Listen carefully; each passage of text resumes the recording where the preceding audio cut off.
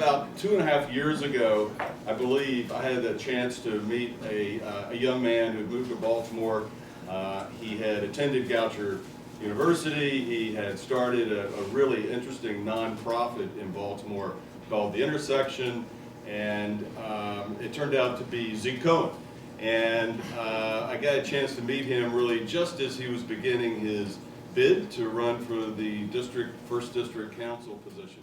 And Zeke attended a lot of community meetings. We did a little cleanup or two in a couple of the neighborhoods around Fells, and I really had a chance to get to know him and his passion for the city. And I was very pleased when he was nominated first for the council position and then elected this fall. So really thought it would be appropriate to have Zeke speak about his thoughts of the community and the neighborhood and some of the things that we're talking about here. So without any further ado, Councilman Zeke Cohen.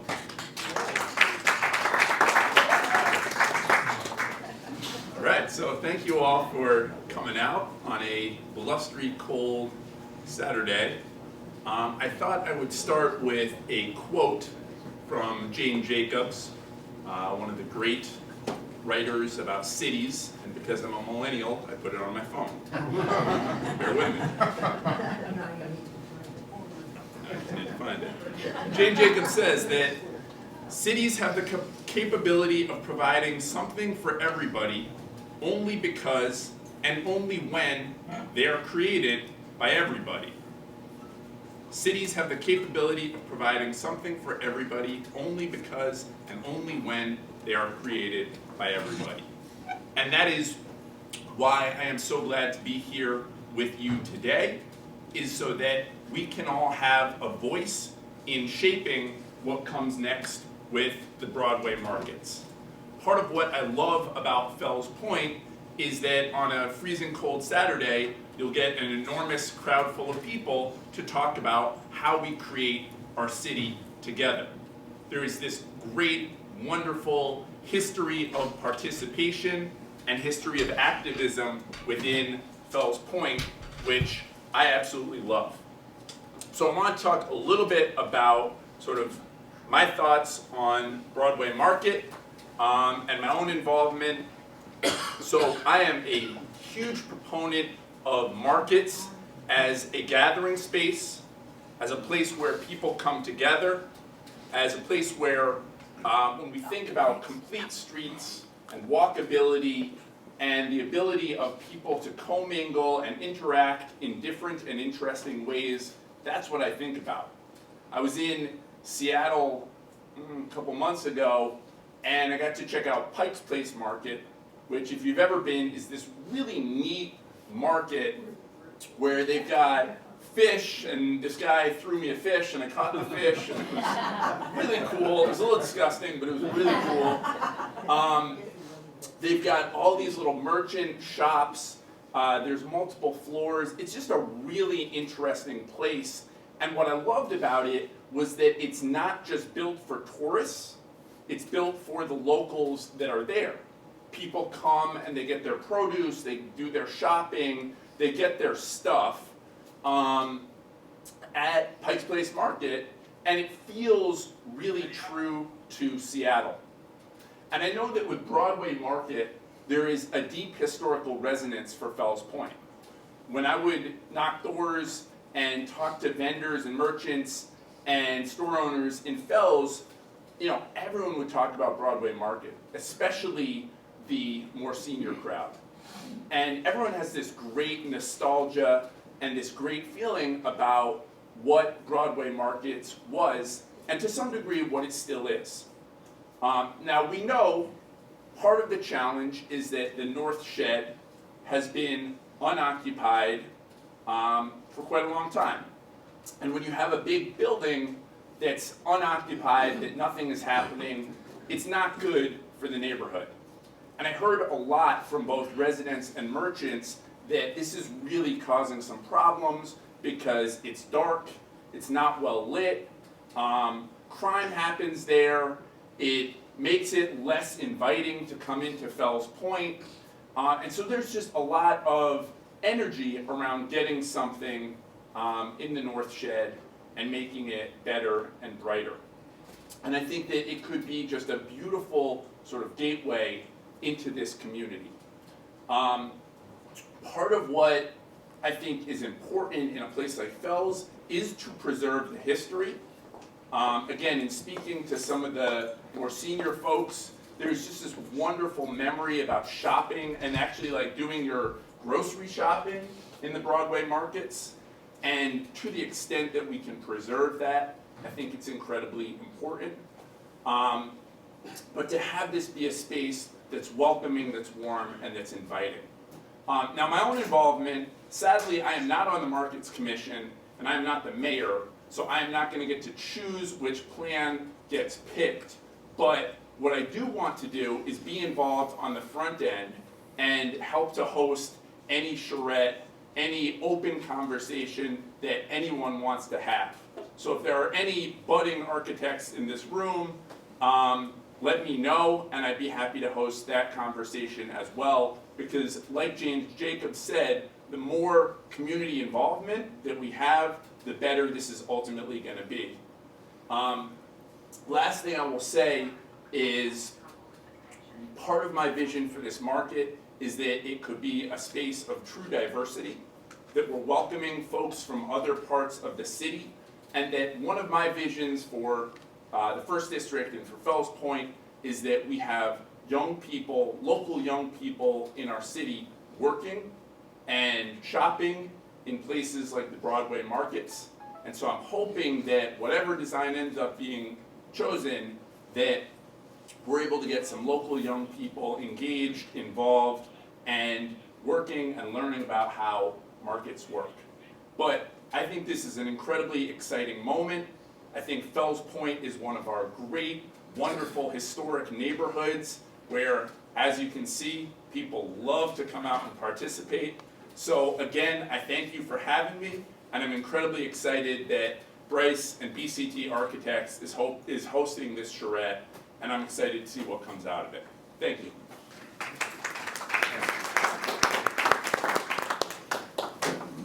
You know, Jane Jacobs, I can't believe you mentioned Jane Jacobs, so it's one of my heroes. And I think there was, if anything that Jane Jacobs wrote about or spoke about that was really relevant to this conversation, is that when she really operated in the 50s in New York and 60s, there were a lot of big modern buildings being built that had rather lifeless, faceless fronts, and they didn't have storefronts, they didn't engage the public, and they were designed for the Jetsons, and they destroyed the street. And that's really what it's all about, is coming back to the street. And so Jane Jacobs was really great about that. Holly White is another one, if you want to look somebody else up, who was an urbanist who studied how people interact in public areas through time-lapse photography, especially seeing how people interact and move. Kind of interesting stuff to study. Next, I just wanted to find out, we have too many people here. This is a great turnout. Really appreciate everybody coming. But a couple of questions, because we don't have time to introduce everyone, but just wanted to see how many people are here, if anyone from the city employees. Okay, if you could just say hello and introduce yourself. Okay, you work for the city? I live here, I have a business here in Fells. Okay, great. And because this was really, everyone was invited to attend, which is great. How about developers? Do we have any developers in the room? Is that Andy back there? Hey, Andy Freeman of Klein Enterprises. Anybody else? Architects? There's a couple of people here from my staff, Troy, Rebecca, and Zach, and Craig Purcell in the back. We're going to break up into some tables, and they're going to act as facilitators and help get the conversation out. Question?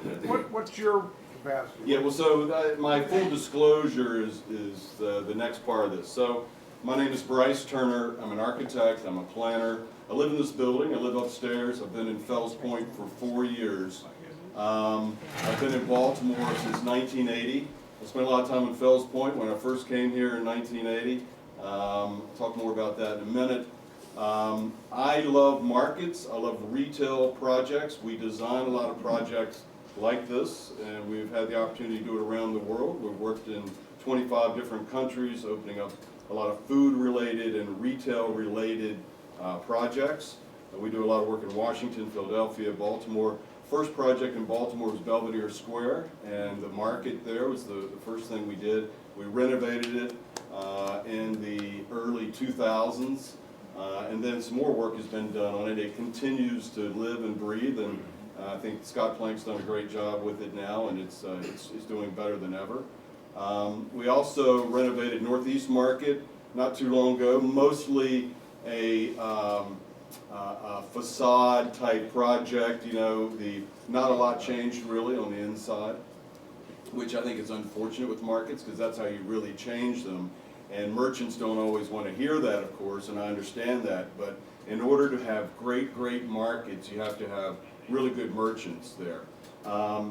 Other markets, we're currently working on Cross Street Market, which went through this RFP process probably almost 2 years ago now, 18 months ago. We're working with Cays Valley Partners on that. I'm pretty excited about that as well. There's some great markets that have been popping up in Baltimore. I hope everyone's been to Mount Vernon Marketplace, which I had nothing to do with, but I think it's really great. I went to our house a couple weeks ago, which was very cool also, and you know, it's food opportunities with adult beverages in the middle of some of these places, and it's very successful. So as an architect and a planner, I've had the opportunity to work in a lot of places. I do not have a client on Broadway Market at the moment, although I'm meeting with people this week, and I hope to. I hope to be one who's proposing with a developer client on this. These kind of markets are not terribly lucrative for a firm like ours. We tend to work on much larger types of projects, but we're very passionate about it. We love markets. Markets drive a lot of community interaction and a lot of the things that Zeke just mentioned. So what I hope to do was to make it as open and public as possible. We spoke to Zeke Cohen about it. We spoke to Fells Point Residents Association. David Martz is here. David, if you can just raise your hand. David might have a few words for us and be able to help a little bit with some of the history of these markets to the extent that we need to talk about that. How many other community groups are represented here today? I know so Juliet Richter with Fells Point Main Streets. Broadway area businesses. Great, okay. Joanne Masterson, president of the Fells Point Community Organization. There's Joanne. Okay, thank you, Joanne. In the back, a couple more hands. Christy Gardon, the editor of the Fells Pointer newsletter. Great. Anybody else? Hi, Joy. Joy Giordano, Executive Director of Fells Point Main Street. Okay, thanks, Joy. Is that Tricia back there? Hey, Tricia. Fells Point Main Streets and also a resident of this building. Upper Fells Point Improvement Association.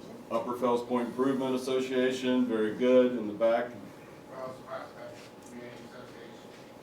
Okay, thank you. All right, well that's very helpful, just to understand. I really appreciate the attendance. Any other questions on the reasons that I just mentioned, my disclosure?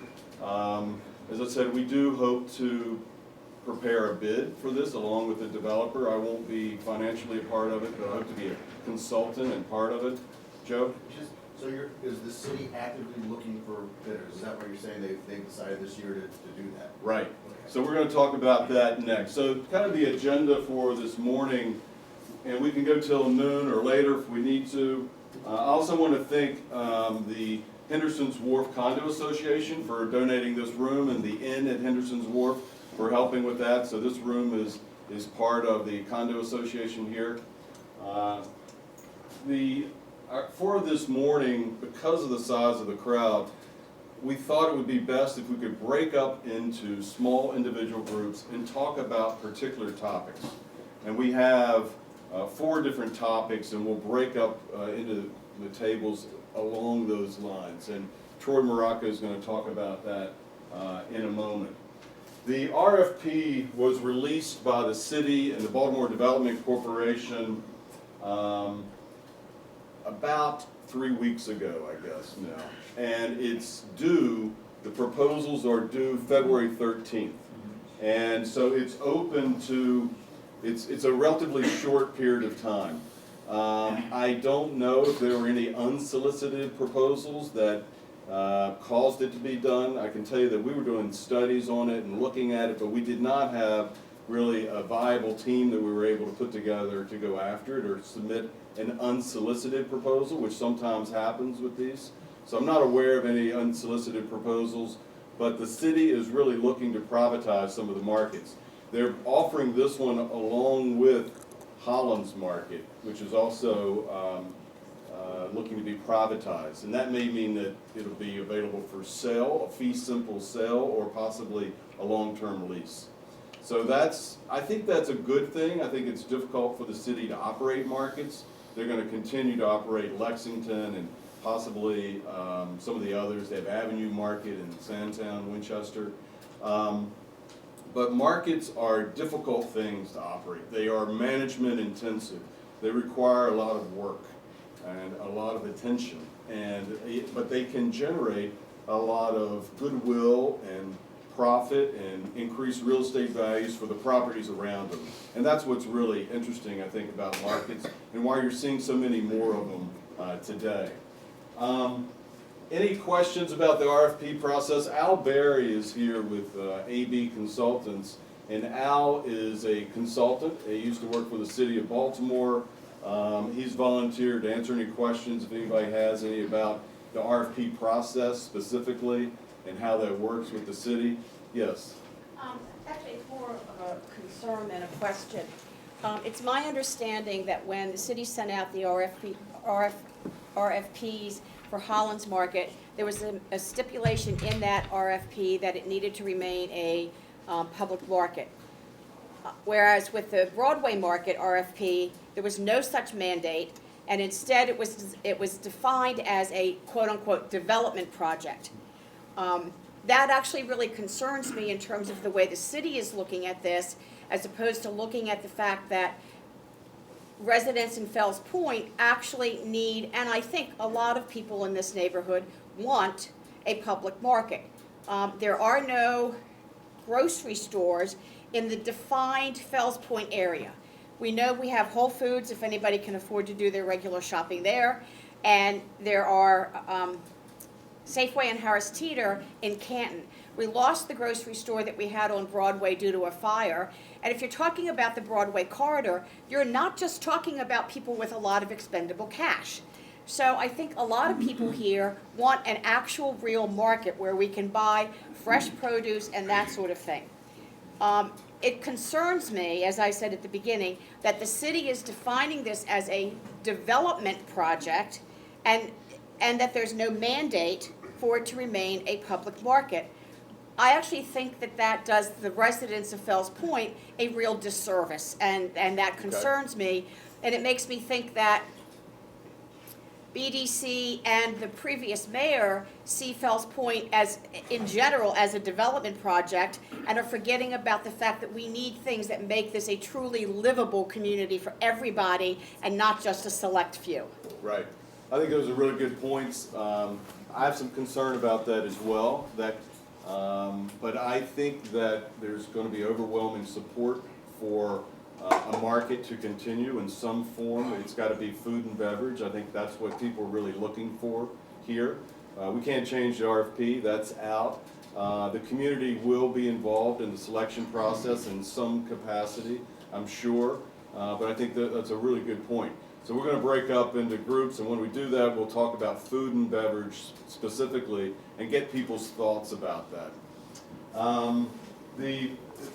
The Broadway corridor, I guess I did want to mention just a couple other things about this corridor and some particular opinions that I have, because I feel like I need to share those in full disclosure. But you know, the Broadway corridor, you know, is about a mile long all the way up to Johns Hopkins. It's an important corridor, and it's a very broad way. That's how it got its name. And so there's a lot of opportunity there, I think, and for some great stuff to happen. The gateway to Fells Point happens along this corridor.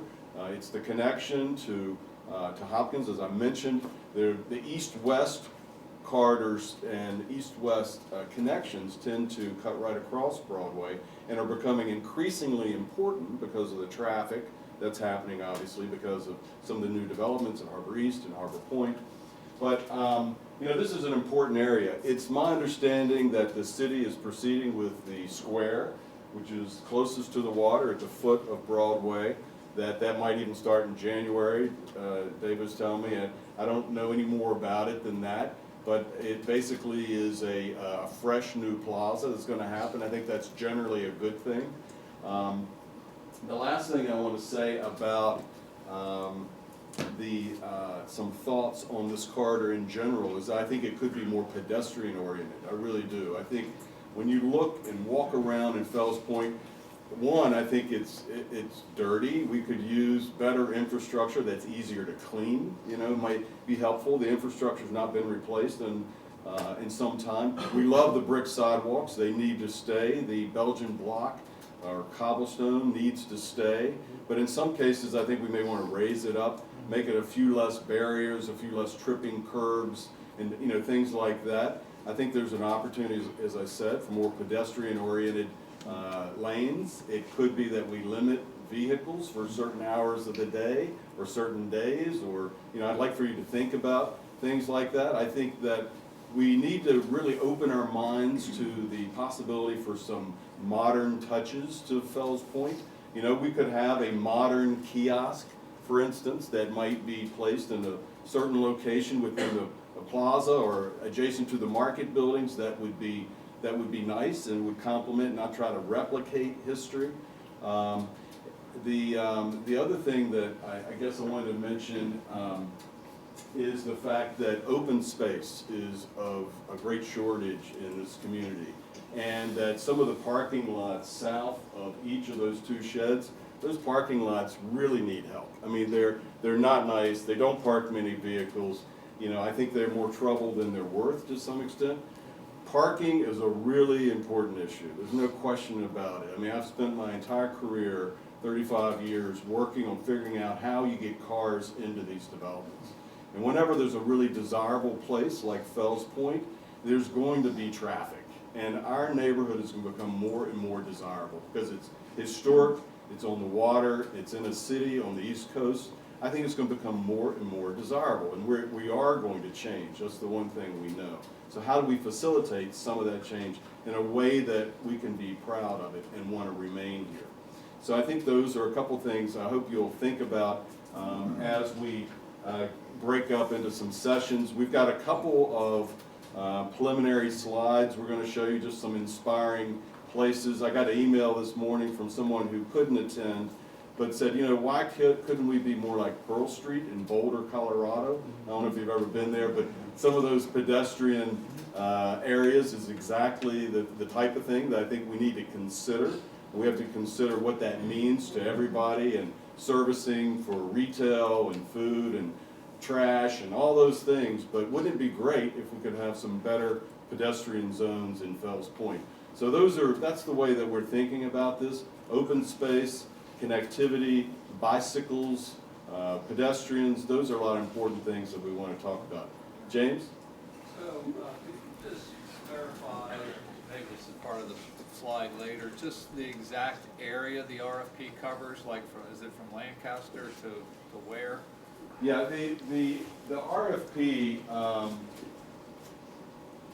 the RFP appears to be, is really the two sheds and the land adjacent to it. And so it includes the parking lots and those two sheds. So I think the red line shown on there is, the best we can tell, is what the RFP addresses. And I think the city is open to bigger ideas, and I personally think that we ought to really consider some bigger ideas. You know, what could you do north of this? If you look north of Fleet Street, the street is still very wide. There's some parking in the middle, but that median is not really doing much other than collecting dirt and allowing people to perhaps panhandle. So maybe there's a lot more that could happen with that, and that could be a way to really improve that northern edge of Fells Point. But that's my understanding of it. Any other questions about the RFP process? So I'm going to ask Troy Morocco now to talk just a little bit about couple of the small groups, the way we want to break up and talk. We think this may be a good way to get ideas. We're here to listen and to get ideas. And then we'd like to try to take those and formulate those into some solutions that could be submitted as part of the process. I'll also mention while we have everybody together and your attention, at the end, we would like for you to sign up if you would like to maybe get some emails. And if there are any conclusions that can come out of this that we can email around, we'd like to be able to do that. And thanks for coming. This is Troy Morocco, who's also a Fells Point resident and lives in the building. Took my intro. Thanks, Bryce. Really great to see such an awesome crowd out here. I mean, this is really incredible on a Saturday morning. You can really tell your excitement for the market and for the Fells Point area. So yes, my name is Troy Morocco. I'm an urban designer and associate with BCT Architects. I do live in the building. I've lived in Fells Point for about 4.5 years, and I'm a Baltimore local. So, as Bryce was mentioning, really what we want to do with this planning format is that we have 3 tables, and we're going to call it a SWOT station: strengths, weaknesses, opportunities, and threats. And so we're going to dismiss here after we show a couple of these precedent images. Select this a table that you really identify with after you see some of these images. You're free to bounce around to a couple of the tables.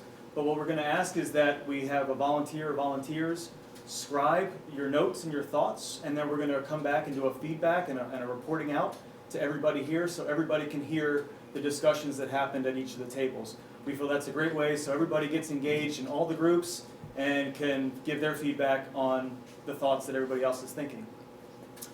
So the first, we're gonna do 4 topics, as Bryce was mentioning. So just kind of follow along here. We'll give a little bit of an explanation as to how this works. The first topic is going to be the market, and that's incorporating desirable uses to attract and serve the community as a destination. So really, is that food, beverage, retail. Think about interior and exterior spaces and the design, aesthetic, and character of what you envision the market should be. So a couple kind of images to get that with outdoor seating, indoor gathering, social zones, and how we want the design aesthetic to be modern, Fells Point character. Talk about that. This is all great stuff. Also, open spaces and gateways. Where does the neighborhood and the Broadway corridor? Where are the public open spaces, and how is Fells Point identified? Is it through a gateway, open space? We really could use some conversation on that. So that's entertainment venues, that's materials and forms that people are excited to interact with and sit around, as well as unique spaces and opportunities for gathering. Also consider, it's a little bit cut off up here, but again, identity and signage. We've kind of got the Broadway Market there on the faux facade, if you will. Does Fells Point as a gateway need something more exciting, more modern, that kind of thing. Streetscapes and traffic circulation. Really, as Bryce touched on, important things to consider. How does the pedestrian mesh with vehicles and bikes? I mean, that's really kind of how streetscapes and cities work. So we see an increase in biking, and we also with Baltimore Bike Share, and there's opportunities for European models or pedestrian malls where the car interacts with the pedestrian, interacts with the bike as well, and it's seamless and people don't even think about it, but it's a great experience where you don't have to trip over crumbling infrastructure and curbs. So consider how the 3 of those really interact with each other. And then the 4th station, if you will, so those are the 3 tables, and we'll have 3 facilitators, and Zach is going to be, where's Zach? Zach leave? Okay. Zach is going to be back there on the right side with the streetscapes and open space. We're going to have the market table here, and then we're going to have the open spaces table back near the refreshment station. So, and then we're going to have the SWAT station as well with Rebecca. And that's really just a place that come by, write on a post-it note, strengths, opportunities, weaknesses, and threats that you see of the Fells Point neighborhood in general, not just the Broadway Market, but overarching themes that you see within Fells Point. So what do you think Fells Point does really well? What could it really work on? What are opportunities that we can incorporate? And then threats as well that you see. And Becky will be there to kind of guide you through that. But the idea of that one is we want to see a bunch of post-it notes and ideas and things, and then this way we can show that as well at the end of the feedback session. So, again, we're going to probably do 30 minutes. Yeah. We're thinking 30 minutes right now, once we break out into your groups, and then we'll check in and we'll facilitate and make sure everybody's conversations are moving along well. Please engage. We've got a lot of great folks here, and this is really, really exciting, so we're excited to hear your creative thoughts. It seems like because of the number of people we have, we'll probably need to pull some of the tables a little further apart. We'll have to stand around some of the tables while this discussion's going on. So please bear with us. But let's go ahead and move back towards those 3 tables. There's a poster board next to each table with the title. Any questions about that? Okay, great. Thank you. I may have a different opinion than other people, but from beverage part.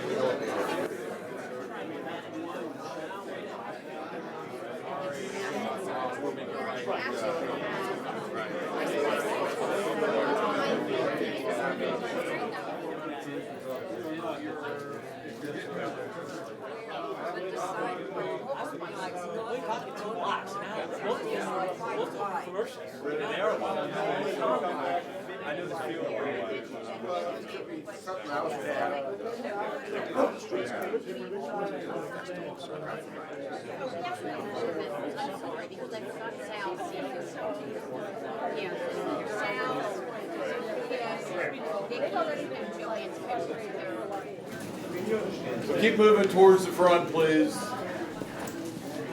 Okay. Who wants to go first? Who's going first? Do market, then we'll do Okay. space, then we'll It's do Craig. landscapes. Craig? The market group, you want to come on up? Sure. You got a presenter, are you going to present? No, she's. Okay, great. But you should stick to this mic. I will.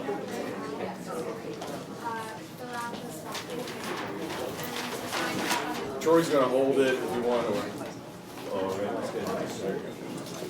And just a reminder too, if you're on the way out, fill in any last ideas on the SWAT station, and then also if you're interested in further information from us, the email and your organization is on the door. So speak up. All right. Don't be shy. Can I, Market? Can everyone hear me? Yes. Okay. So my name's Natasha. I'm a resident of, I'm a resident of Fells Point. So I'll just go down the list here. So this sort of first section, we have food and beverage. So liquor license, and this comes up again down here about trying to bring more produce into the market, and opening up the other market again. Liquor license, gives financial buoyancy. Traditional shopping market, that was really loudly reverberated at the table. People don't want more we want food vendors, but we also want to be able to go there and buy cheese and meat and bread.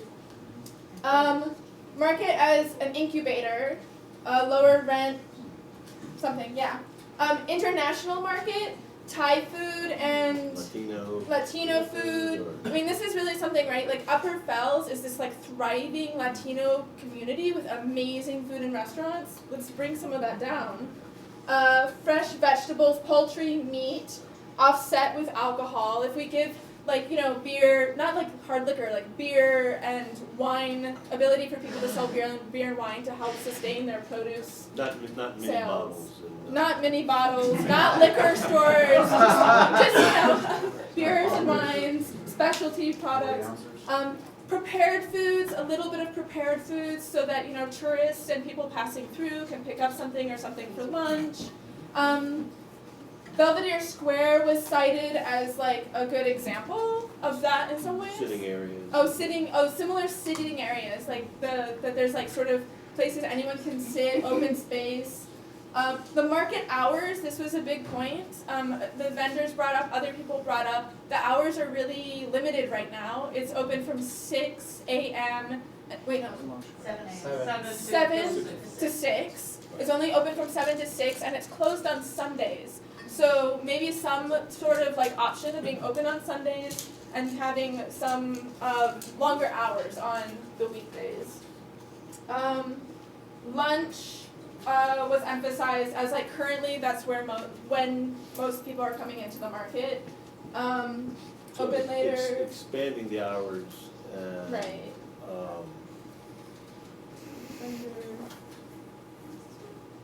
Oh, there are 4 vendors currently. Oh, currently we have 4 vendors in the market, and they're all really awesome. Everybody go there.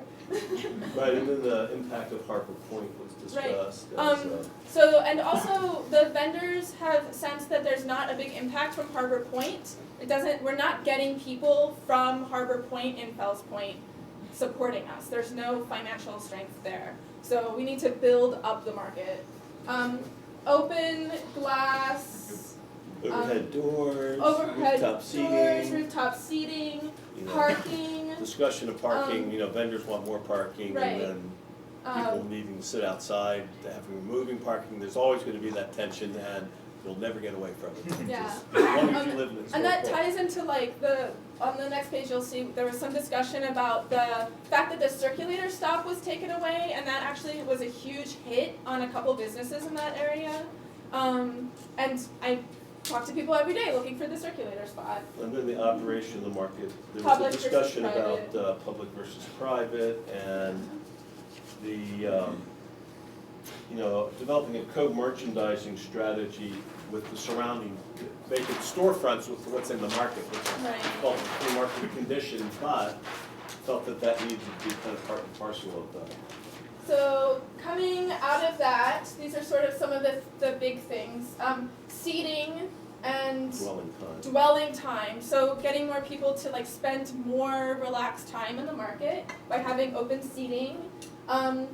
Open market with vendors. So a big one was like we have the North Market and it is just empty. And it's been empty. And all the vendors were pushed down into the South Market. A lot of them have suffered.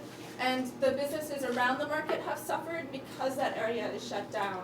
So like just open the market. Yeah, well, there was a construction phasing and construction disruption as well as an economic crisis recently that I believe impacted a lot of the progress of pace of improvements. Yeah, so the construction was just incredibly devastating for that area. European style market with seating prepared. Right, trying to get like a positive, it's easy to complain about everything that's wrong in a city, right? But where do you want to go with your market? But good things came like if you open up the market, if you have some seating, if you have a European style market where people can come and buy odds and ends that they're going to use at home, or like little bits of prepared food at lunch, fresh produce from like smaller vendors, like we have people coming into the farmer. We have farms in the area. We have local sources of, we have, Midtown Meadworks. We have like all these different sort of people are doing things now. We have people who are learning to be butchers again. Let's get them in the market. Younger startups and then and I don't know your name. Roslyn had a really awesome idea of like instead of having like a flat rent, if we do percent of business, so that smaller people who are starting up in new careers, like someone who's trying to start up a new butchery or trying to start up, they don't have to worry about finding that initial funding. They can, be supported by a market system and percent of business, and that could be really successful. And then there was kind of like, what was the local versus the tourist Right. issue? What was the core kind of So tension there? there's like this sentiment that if you serve the community, that you will also be able to bring tourists in, I think. With an authentic offer. One of the things that wasn't mentioned with the Belvedere market is the entertainment. That did come up, so someone mentioned. Okay, Well, I'm with a crawdaddy, so we're Yeah. really successful at the Belvedere Square. So Yeah. we have like the biggest crowd. So that, it wasn't written down. It really helps the market. But when we were talking about the idea of like the second floor being an open seating or something like that, the idea that like that can also be a space where like on Saturdays you have a 3-piece, jazz ensemble playing up there, or you have you have things like that bringing people like into the space because they know it's going to be at certain times with like a regularity. They know it's going to have that. So someone did mention like having a violinist come in and things like that. So. Yeah, I think that was everything. Did I miss anything, like for the vendors, or? Can I just ask if I missed, from people who had input, did I miss anything? That's the first part, and then maybe questions. No. Just the idea of being able to have like the garage doors Right. where it can Right. open up, the market can open up. So Spill it's- out to the outdoors. Right, so Still instead outside. of necessarily having like large open spaces outside the market, having like an open space that can be optionally open, since we have seasons, we're in Baltimore, we're not in California. Was that similar, or like having like at the market, like doors that could open up so you can easily bring Make it fresh more air, inviting, more so inviting. somebody walking by, even looking across the street, Right. having a business across the street. Broadway Market now isn't very inviting. No. You can't see what's going on inside, you can't even see if there's people in there unless you're on the one side of it. So that's more inviting to get people into it. Yes, this actually was a question in connection with the arches. I think that if the arches, could be opened up, and these could be glass portals, some of which, I would open so that people could come into the market from different sides. Now, it may not be feasible everywhere, if you have inside merchants, but right now the building is very forbidding. And if all those arches were made of some type of, like see-through glass material, that would really open it up. I think it would also help the businesses on the north side and on the east and west sides of Broadway, because right now, it's a forbidding structure, and the businesses on the 600 block of Broadway, are dying. They cannot sustain themselves. Yeah, you need some activity there, obviously, the whole thing moving. I wanted to just propose, I'm talking about different kinds of vendors and getting some younger businesses and stuff like that. What about a model that incorporates, at least for part of the market development, more pop-up shops? Where instead of somebody having that kiosk where it's a quarter of the market and it's as big as a restaurant, where somebody can run a kiosk the size of that archway that Bryce is standing in, if they're a small artist and they just want to sell 8 kinds of t-shirts and greeting cards or whatever their product is, right? Like the farmers market vendors have a 10 by 10 tent, and that's the size of the merchandising, that they're doing. Could there be, more economical leases for many more smaller vendors in a space that size? And seasonal. There's- Because Right. certain people are gonna make certain things, launch padding off of what you were That saying. reminds me of one Like, thing certain I people are did gonna make certain You things. did have at certain times of the incubator. year. Yeah, incubator was No, on no, there yeah, for sure. yeah. Some sort of like incubation, maybe not like everything being an incubator, but having that space. Just a second. But the one thing I did forget that was really key is protecting our current vendors. We have some like very boutique, very like special vendors in there right now, and to protect them, whatever happens. Yes. So, yeah. Okay, I'm done. Any other questions about market?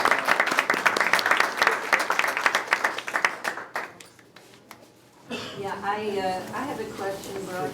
Yes. And the question is the idea of having the North Market shed to be 1 floor or 2 stories as it was originally? Yeah, I don't know, and we're gonna hear more about that as other people report out, and so let's do the next one, and then maybe we'll come back to that. So. I have a quick question. I had heard during one of the discussions about the market, the question of the fact that I believe there's 70 liquor licenses. I could be wrong in the number, but I thought I heard there were 70 liquor licenses already in Fells Point. Would bringing another liquor selling in the, would it be beneficial to sell it in the markets, or would it be beneficial to give it to a vendor that would be selling something that people can't already get from a bunch of other places? I mean, I think most markets that are successful do have liquor licenses, probably. So, That's what I'm curious about. it's hard to tie somebody's hands like that, because they do make a lot of profit, I think, on it, but. If Latin Palace is already dead, maybe you can get their liquor. But also, if you look at markets that like stop, like Remington Market, that the market in Remington, which is open, they won't let not just liquor, but it's anything. Like if you're already doing one thing, they won't let anybody else do it. Like as far as like say you're selling coffee or something, only one person can sell coffee, which is kind of unfortunate if you have a business that goes along with coffee. Like if you have a shop, so like preventing people from everybody being able to do something Because personally, if I go to a market, I don't want to stand in line at your place and then to go get a coffee over at this place with it has a long line or whatever. I'd rather go to you, and if you're using something local, I'd probably go to you, whether you're using some town from Portland, truthfully.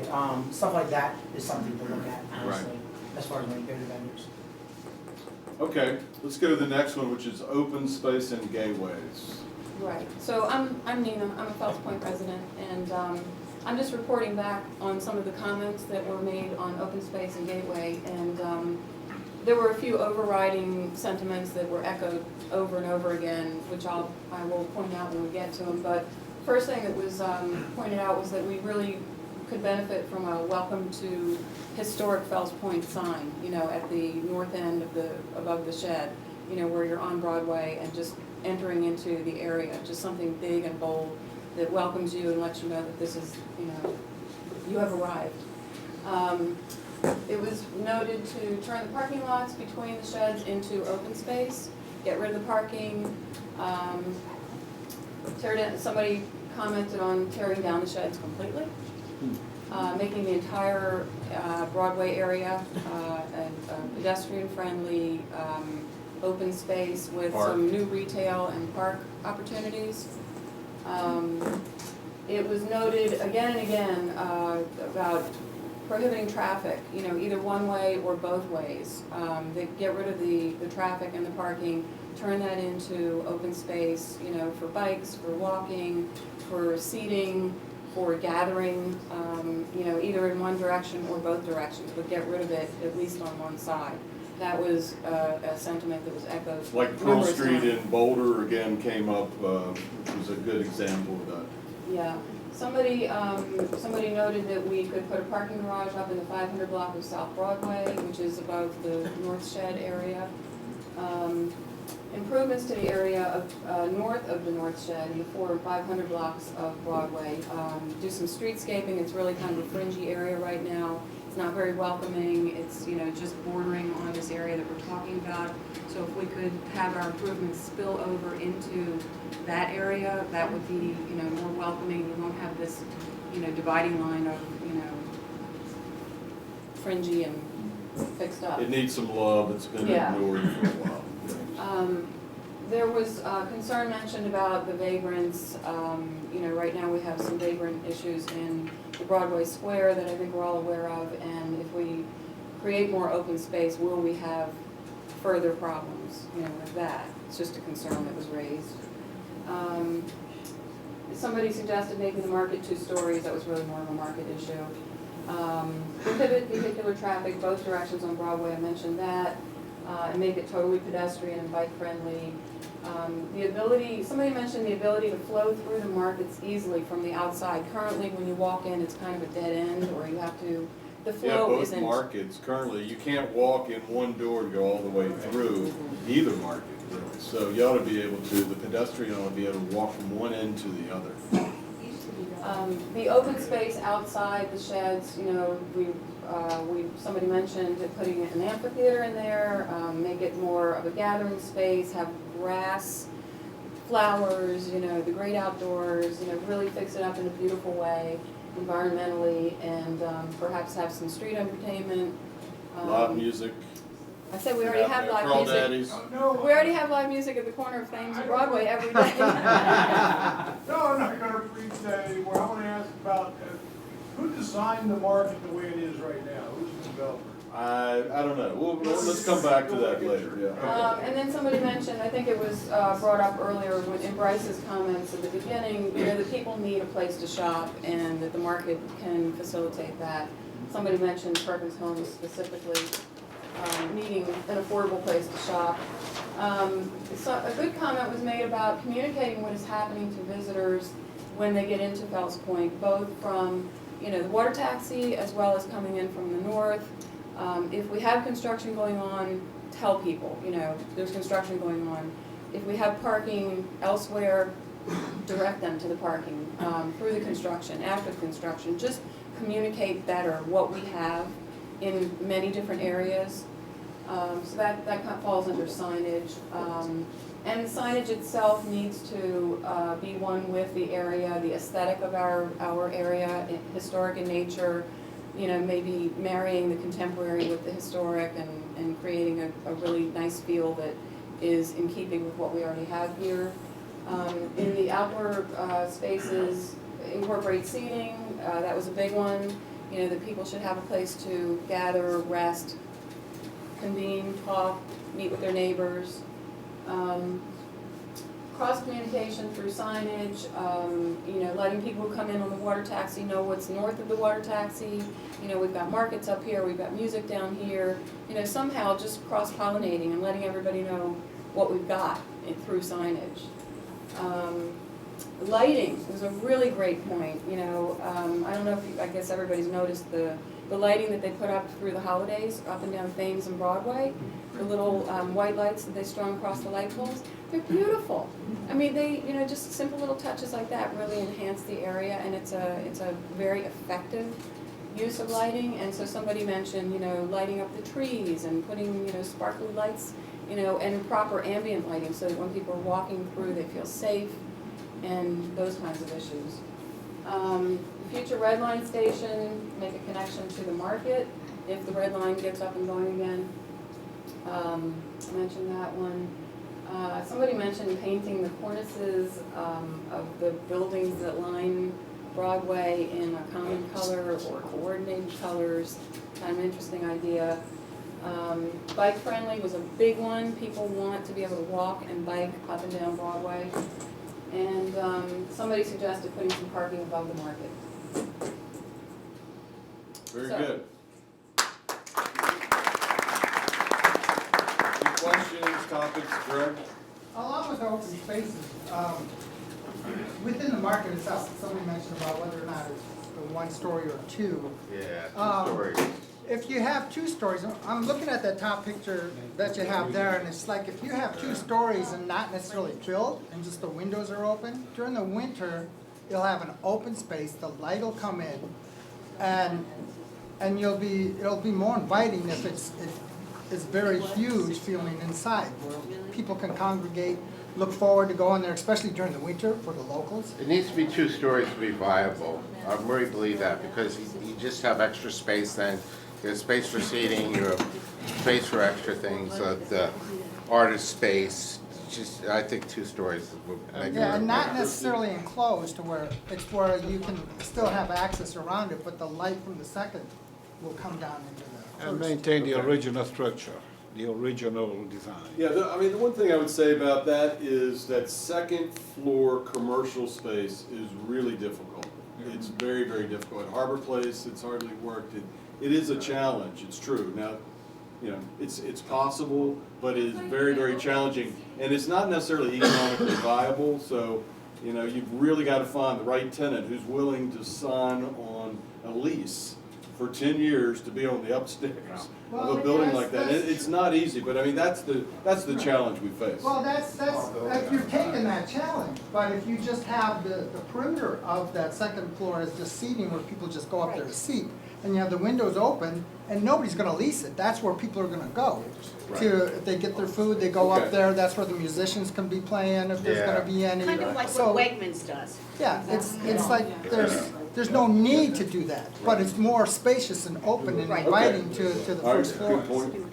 One thing I haven't heard in either discussion yet, and could be a possibility for a second floor, is there needs to be some feature for children. If you want people to spend time here, residents or otherwise, you need to think about family friendly. Otherwise, we're gonna have a Groveville where it's, you know, party central or something. That's a great point, and you're But right. maybe It's like been, in a second no one mentioned floor. that. It should have been part of open space. Yeah. If you guys are familiar with Pierce Park down by Pier 5, it's a great park. Kids like it, but it's not like a jungle gym or anything there. It's more interesting kind of stuff that adults like too. Okay, good points, Christy. The historic looking second floor, the old time thing, that is gorgeous, and I'm not saying that that's something not to be done, but I just went on that walkthrough yesterday. The existing north shed is already tall enough that you could put second floor spaces inside that existing building without raising a roof. I'm not so sure, but maybe. Probably. Yeah. It's, you know, they're not gonna be super spacious, but Right. also you could have it like where you have, you know, like that top illustration on the right, where you see those doors are, you know, you could have seats on the top of that little restaurant shed, you know, inside of that space without it being a whole second floor. Okay. All right, we've got one more group to report out, which is streetscapes, pedestrian, bikes, vehicular. So I'm James Stevenson, I'm a resident here at Henderson's Wharf, been in this area for 5 years. So there's gonna be a lot of overlap between what our group was talking about and what the last group just said, so I feel like they pretty much covered most of the things we said. I think probably maybe the main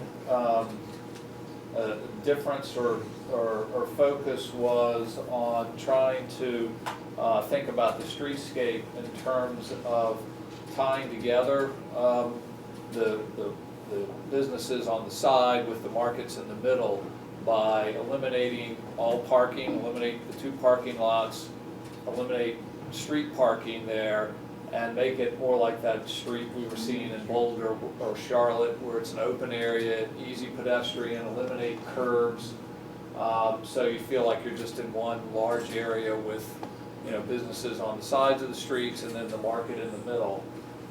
So lots of open space, lots of pedestrian friendly. We talked about on the biking, the need maybe to have bikes have to walk their bike through the area instead of riding through the areas. And for traffic, that we would actually close the traffic down north-south in this 2-block area, but you would have to have space for deliveries in the morning, emergency vehicles or whatever. So it would be a wide enough open area for traffic, but it would only be for deliveries. It would not be typical vehicular traffic. And then the issue is, what about parking? How do you replace that parking? I mean, I think the other group said the same thing. The idea was maybe you expand the parking just north of Fleet and that median area in the middle, create some sort of parking solution up there where people can then park there and then walk right down into the markets and be there. So I think maybe the main differences was just the whole curbless environment, so it's just all one open area. We also talked about better tree management, you know, the whole frustration of planting trees and having them die immediately, or never really even get started. I would say, you know, a lot of emphasis on pedestrian friendly. We want it to be bike friendly. We talked about, you know, somebody suggested if we can have one of these bike share places, either starting at the north end or maybe even at the water taxi, where people, a place where people could, you know, pick up a bike. You know, signage was a big thing. They talked about it there. One of the things that I guess maybe an addition was signage that would actually direct people to the side streets and the businesses in the side streets, so that when people are in this market, you can also see some signage that'll direct you to what types of businesses are off in the side streets, so you could easily find those. So again, we were talking about signage north, coming in from the north, and then signage as you're getting off the water taxi. And then the other thing was information. One of the ideas was maybe you get some kids School for the Arts or something that could actually dress up in period costume during, you know, high tourist season, so that when people are entering the area, they can help them with information. So maybe an information kiosk at the water taxi, maybe something similar at the north end, where people can get information or have people there to let them know what's there and what's available. That's a great idea, actually, for information. And I mean, even with the pirate ship out there, and it's very themed, but it's fun and kids love it. But you could do that even in a more authentic way, probably, as suggested for information, which would be fun. we already have or at least at events, a town crier. There is a history of town criers here. So if you could foster the people who already do it with people who are younger and mentor them and keep that tradition alive instead of reinventing the wheel and doing something different. That's a great idea. So I think all is maybe more specific was trying to widen the sidewalks on, on the existing businesses along the side to make sure it's at least 6 feet. But again, the whole idea by eliminating the curbs, you are creating a more open environment. So I think, did I miss anything, team at my table? Good job.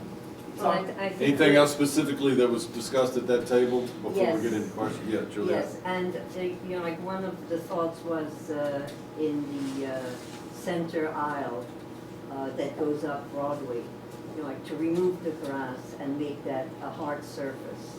So between the bricks on the side, that would be like a pedestrian walkway, be turned into a pedestrian walkway. And again, the curbs would be eliminated.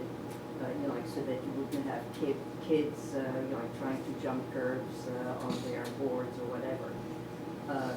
The whole idea was, like to try to move it as far up Broadway as possible, and eventually perhaps get Johns Hopkins, to do the same from the other end, so that you'd wind up with, like a pedestrian walkway all the way, like from the water all the way to Johns Hopkins. It's a great idea.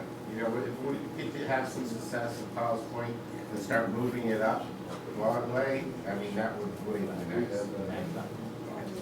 One of the things that was discussed at our table that kind of relates to things that were discussed at that table is that in addition to, having things be pedestrian friendly and bicyclist friendly, is that we actually really need to get the city to bring the green route circulator stops back to the heart of Fells Point. Right. Not only is it good for residents, it connects us to Hopkins, it connects us to downtown, but it's really good for the businesses. I mean, I don't know if Andy is still here, but Andy has Hungry Andy's in the 600 block of Broadway. There used to be a stop practically in front of his business, actually it was in front of what used to be Dane Howe, which sadly is no longer with us. But that got people from the downtown area directly into the heart of historic Fells Point, which was really good for the businesses. The fact that they've now moved that stop coming into the area as far west, I think, as Caroline Street, is actually not good for anybody. And it actually encourages more people to bring cars into the area because there is no public transportation that gets people into the heart of the neighborhood. And the MTA bus link seems to be recommending doing away with the number 31 bus and only having a bus going along Eastern Avenue.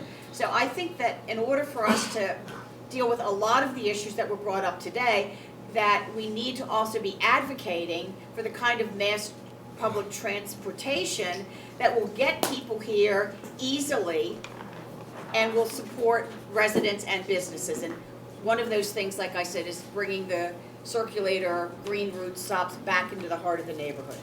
We need an east side circulator that goes all the way to 95.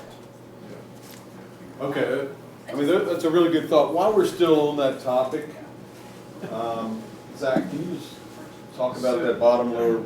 The idea of connecting Fells Point to Johns Hopkins Hospital, a similar condition happens in New York where they use the median for both pedestrians, little breakout dining and seating areas within this sort of more landscaped median, and then encouraging a lot of bicycle infrastructure as well. I think they're already planning a bike share station up in Johns Hopkins Hospital in the spring. So if you have one right on Broadway and Fleet, for example, you really encourage that access and really activate that access between Hopkins Hospital and Fells Point. So that may be one way to do it, Juliet, whether you can make that connection. I don't know if we have that much width, but even if it's not quite that much, maybe get some landscaping, but a really nice pedestrian zone that you'd want to walk. Christy? I just want to speak briefly about bicycles. I'm an actual bicyclist. I've been a commuter bicyclist most of my adult life. So is this guy. Right.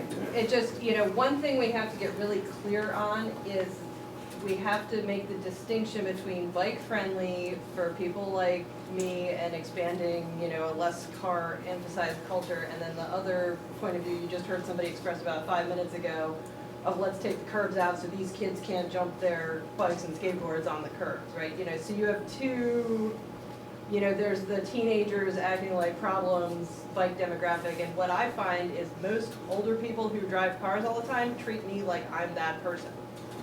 When I'm a respectful person who's helping the environment and helping the city by riding a bike. So you can't say, let's have the bike share, let's make it bike friendly, and then also say, you can't ride your bike through here. You can't have it both ways, you know, in a pedestrian walk area. But curbless, Right. I think everybody probably would agree with, if, you know, if we can afford to do that. Right, everyone can Because benefit it's from that. accessible for everybody. You know, but it's like, you know, can you including make a wheelchairs. specific, you know, bike lane that goes Yeah, through you that have curbless different area? pavers that to- are delineated Right, to in a make it certain clear way, for that's the people. bike zone, yeah. Right, you know, but. I mean, I think people on bikes are gonna naturally slow down when they Right. get to a Yeah. heavy pedestrian zone. Right, I right. certainly hope so. Yes. I just like to sort of, I'm glad to see this picture of New York. I would like to stay away from comparing or looking at Pearl Street, because Pearl Street was a development, I'm pretty sure that was developed by like the Rouse Company, I'm not positive, but I vaguely remember that from an architecture class. And we're talking about an old city with a current thriving community, like the community is not starving, you know, and people that we want to keep here. So I'd rather look at like Pittsburgh and Philadelphia and New York when we're looking for comparisons. Maybe not all of the things that have happened in those cities, but look for other examples where, you know, where they have like markets that are really thriving, where they've had vendors in their markets for over 100 years, and those vendors are drawing people alongside new vendors, you know, and similar with the streetscaping. Like, let's look at these like, instead of looking over to like these sort of post suburbs, you know, Disneyland developments, which I love Pearl Street. It is No, beautiful. I understand. I mean, yeah, Pearl Street's pretty historic, but there are a lot of other good examples, you're right. And someone mentioned Philadelphia at the table in the back, and specifically it was the waterfront in Philadelphia, kind of like, not Society Hill or one of the older neighborhoods there. And I can't remember, it's Penn Landing. The Yes, South Spruce Street. Spruce Street, Street, yeah, and the you know. South Street Market in Yeah. Philadelphia. There's a you know, a lot of good, and Faneuil Hall in Boston is a great example for the old market. It's a lot like the South Shed. So those are good examples, and yeah, point well taken. It doesn't need to be too suburban or too recreated, that's for sure. But we also don't need to like redo everything. Like, there's so much that's already here.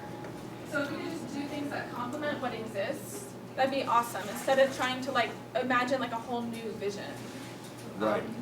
Yeah. Agreed, yes. I just wanted a couple of points. One, I don't think it's feasible at all to cut out vehicular traffic between Alisana or Fleet and the waterfront. I think that's absurd.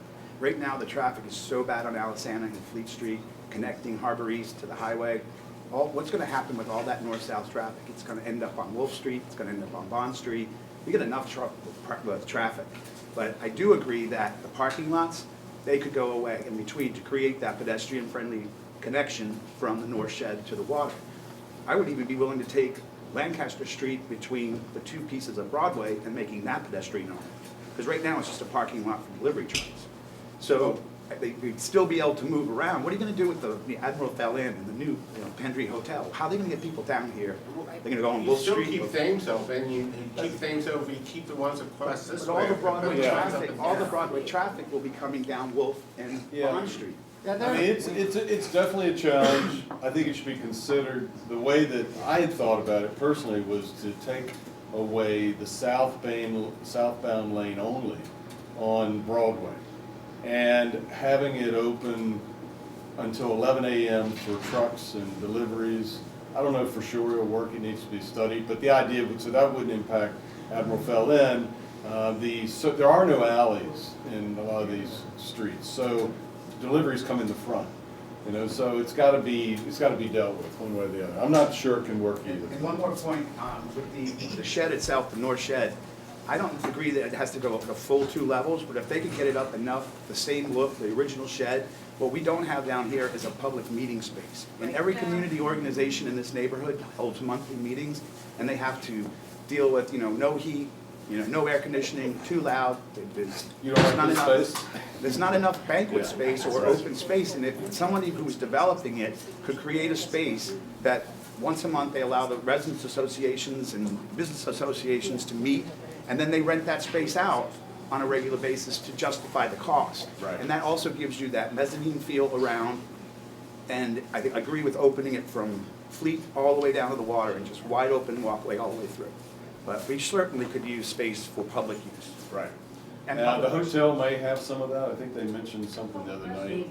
Yeah, they're gonna have some of that. But you're right. I mean, it'd be great to have that space. Somebody's gotta pay for it. We gotta figure out how that I'm saying happens. you rent it out as banquet space on a regular Yeah. basis. And And that then may be- once a month, it's something that they're giving back to the community. Here you got a place to have your meeting, guaranteed. They all meet on different nights, so it wouldn't be an issue for, Right. coordinating that. That would be great. Chrissy? Speaking of the gateway, if you were going to close one direction but not both, you gotta let people go in. Right. Yeah, exactly. You Yeah. southbound, you keep the open, you southbound close open, northbound. Yeah. My other concern is if, like, redeveloping both of these markets and stuff, the existing businesses are there. Most of them have taken a huge hit already just for the hotel going in. It would be something to keep in mind instead of trying to redo the entire markets, stuff like that, like knocking down, whatever. I mean, it's a huge undertaking either way. But a lot of these small businesses wouldn't make it through if they were totally, not saying close the streets down, has nothing to do with that, mainly the construction factor of it all.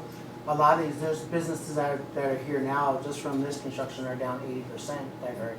So if you have stuff like that in the long run, so when you're thinking about building this out or thinking about drawing up, I mean, in the way of doing it, putting it in is to think about the existing businesses that are here, maybe paying their bills, paying for their families, things like that. I mean, honestly, I've taken a huge shit in the last. It's a great point. I mean, Thames Street and the hotel and the utilities in the street, it's amazing how anybody's been able to stay in business down there. I mean, we've seen it all the way up to our end, so I mean. Which block are you in? I'm in the 700 block and the farther up, 700 block right next to the well. So I'm right by the market, actually. I'm right across from Joann's and stuff like that in the market, so. Okay. I mean, so that, I've definitely seen it up there, but I know, I have friends who have businesses down there and one thing is exactly, and it's a big deal. Right. Okay, any other thoughts specifically about this topic, which is open space, gateways? Yes. Eventually, we'll have to talk about cleanup, because right now we just have the waterfront cleanup that goes on, but we really need to either expand. One of the things that was brought up with the streetscape was hiring kids to go around and help clean up, kind of like get the community aspect and hiring more of the locals to help clean up that, or expand the waterfront into Broadway. And, I live on Shakespeare, so we have a major problem with, the trash coming on over. And the waterfront is great, but we don't get any attention there. Broadway will not, even though we're gonna pay attention to that. So it's one thing to consider. That's a good point, and one I hope we would talk about today. And I don't know if David knows any more about this, maybe a business improvement district or taxing so that we could have security and clean up in Fells. Has that been discussed? Bryce, can I say something? Yeah, I can was just David gonna say, respond? something is being worked on. It's not going to be, the overlay is not going to be quite what I hoped for, like reaching out onto the side streets. Everyone has to pay for it, so it's gonna be a slow process. Right. To do something like a special benefits district. Right. That reaches into the residential portion of the neighborhood. So right now, what's being thought out is basically Thames and Broadway, but nothing's set in stone. Yeah, I think it's going to be needed ultimately. Julia? Yes, like David is on the Fells Point Main Street Business Improvement District Committee. Fells Point Main Street actually is in negotiations with Lori Schwartz of the Waterfront Partnership. to expand their waterfront district into Fells Point. And, like right now, like we provided them with a scope of services for Fells Point.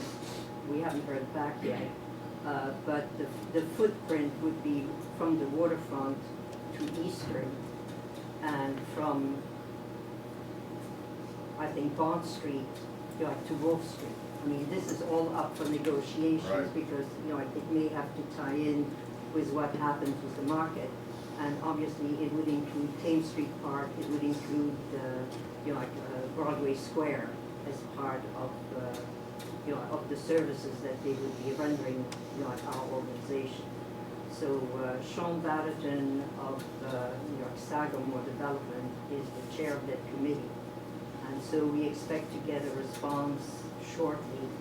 There may be some modification. I don't know whether Laura Schwartz, has been, informed about what is, planned now for the Broadway Market sheds and, the whole streetscape infrastructure. I don't know what is feasible, what the phases will be. But those are also things that will need to be addressed. So we're a little further along, but again, at this point, we're waiting for the Waterfront Partnership to get back to Fells Point Main Street, and let us know, how they view our scope of services, and the type of services and the footprint, that we propose. Great, that's fantastic. So it's in the works. I mean, I think that's important. That's really helped downtown quite a bit. Harbor East has a lot of private services going on because they control a very large district. It's a very different situation than what we have with smaller individual property owners. I'm glad to hear that's moving forward. That's great. Any other comments on this particular topic? In the back there where we have the SWAT board, if you want to make any notes, I think it's probably too many comments to go over those, but we really want to review those. We're going to put together some notes. Rebecca's taking some notes that we will email out, some of the consensus type items here, and not everyone's going to agree on everything, that's for sure. This has been very helpful for me, certainly, to hear all this, and I think for all of us, and get a sense about how we move forward and have more of these conversations. The proposals are going to be due February 13th. I don't think there'll be much of a chance to do anything other than share some of these comments with as many people who want to read them, and we will try to help do that. And then after the proposals come in, I'm sure the city is going to get comments and have worked through Zeke and others to get community input on what's happening, because that's generally the way they do it. I'm sure that'll happen, so that'll be a good thing. But it's been really great to hear all this before these proposals go in, and I think some really great ideas have come out of this. I'm very encouraged personally, and thanks to everybody for coming out. Where's the place that you said you can sign up if you wanted to get email from you guys? On the door. On the door. On the Can't door. miss it. Yeah, on the way out. On the door on the way out. Okay, thank you. Just Any other closing remarks? Zeke? Thank you for hosting us, and it's great to hear so many voices and so many people came out. Yeah. Okay, everybody stay warm and safe in this snowstorm.